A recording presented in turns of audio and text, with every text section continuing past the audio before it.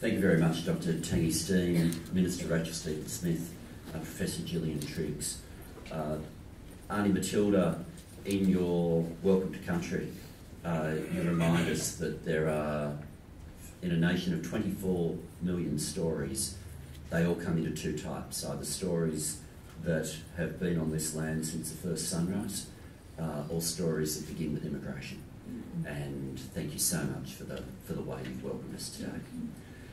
Some people have remarked they were surprised that I've personally flown down for a speech that was so brief, and I am going to try to pack a whole lot into a very short space of time. But I have to tell you, these next few minutes in talking to yourselves will be one of the most important speeches that I give, because I've worked with all of you for long enough to know that you are not simply broadcasters, you are not simply reporters, you're also community leaders. And that role is critical because at the moment I believe our nation is at a turning point. What Dr. Steen said in the introduction is true. I have spent pretty much my whole political career being in the middle of issues relating to modern multicultural Australia.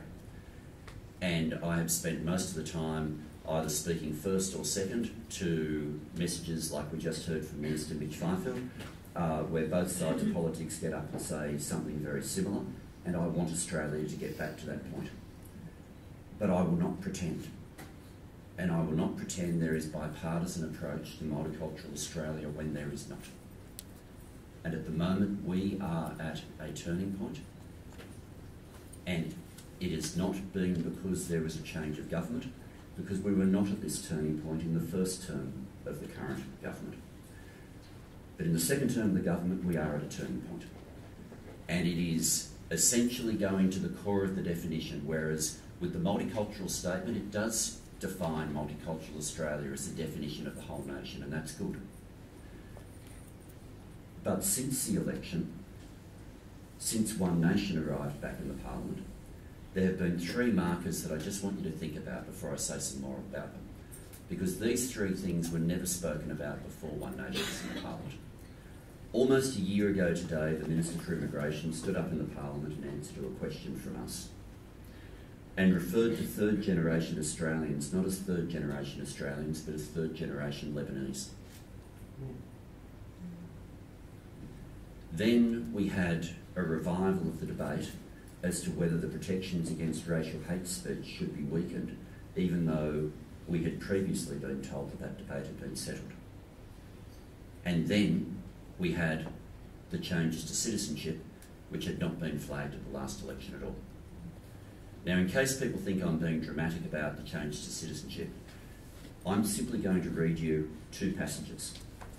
I'm then going to do a show of hands, and the question I'm going to ask is whether the first passage is the more difficult one or whether the second passage is the more difficult one. So I'm not going to hold you to any views beyond that, but I want you to be able to tell me whether you think the first passage or the second passage is the more difficult one. I'll read the first passage. The hairy adornment of the lion renders him more formidable in appearance, but the plain fact is that the tiger's head and jaws are more solid, heavy and powerful than the lion's. We can only tell the difference when examining the skeletons of the two animals with a skilled anatomist. That's the first passage. Here's the second passage. Calisthenics enters the historical record at about 480 BC with Herodotus' account of the Battle of Thermopylae. Herodotus reported that prior to the battle, the god king Xerxes sent a scout party to spy on his Spartan enemies. The scouts informed Xerxes that the Spartans, under the leadership of King Leonidas, were practicing some kind of bizarre synchronised movements akin to a tribal dance. Could you put your hand up if you think the first passage was the more difficult? Could you put your hand up if you think the second passage was the more difficult? Okay, thank you. The second passage was taken directly from the IELTS test that is being proposed as a condition for Australian citizenship. The first passage is from the White Australia policy. You can draw your own conclusions, but I'm not going to pretend we are not at a major decision point right now. Now, some people will say, oh, but the difference with the White Australia policy was that only certain people had to pass the test.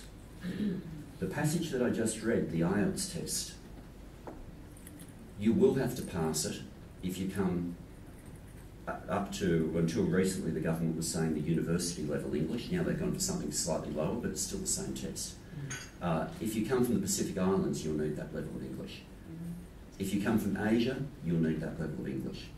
If you come from most of Europe, from any part of Africa or from all of South America, you will need that level of English. But if you come from New Zealand, Canada, the United States, Ireland or the United Kingdom, you will not need to pass the test. That is exactly what has been before the Parliament this year. Now, my sense of Multicultural Australia is exactly as Dr. Steen was kind enough to say in the definition. We are beyond considering Multicultural Australia as though we are here to talk about a minority group. We are here, we used to do this with women's issues. We used to talk about women as though they were a minority in Australia, even though they were the majority of the population. In the same way with Multicultural Australia, we need to get beyond considering Multicultural Australia being some sort of minority group. We are talking about the definition of our nation. That's what this is. And when you are a country containing many diverse cultures, there are 3 different ways of organising it. And I often explain this in terms of food. If you're putting a meal together and you put all the ingredients in separate containers and leave them in separate containers, that is a segregation model. If you throw everything into a blender, press speed 10, wait until it all comes out as a smoothie or a soup so that you can't tell one ingredient from another, that is an assimilation model on which the United States, for example, has tended to base itself. If you make a salad and every ingredient keeps its identity, but together you form a national flavour unique to our country, that is a model of integration and a model of multiculturalism. That's the Australia I believe in. That's the Australia I live. And that's the Australia where the key question isn't, well, why doesn't this person fit in? More the key question is, let's learn about how everybody's story is part of the Australian story. That's an Australia where we get to the point of realising that if we don't have enough people speaking a diversity of languages, that is a national weakness, not something to be afraid of.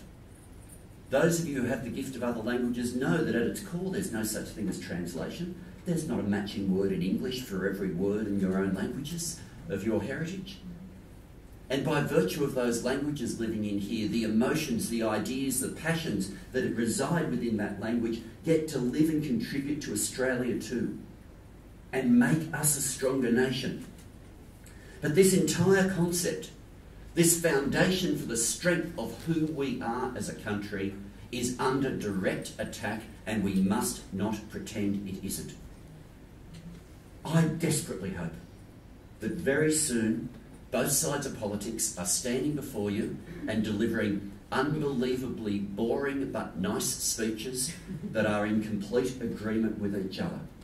For years we have. And the moment we can get close enough to call it bipartisanship, I want to do that because we will be a better nation for it. But right now, we have something to defend. And it is your listeners we are defending. It is your viewers we are defending. And it can only be you who lets them know what's at stake. And that's why I dropped everything to be with you today.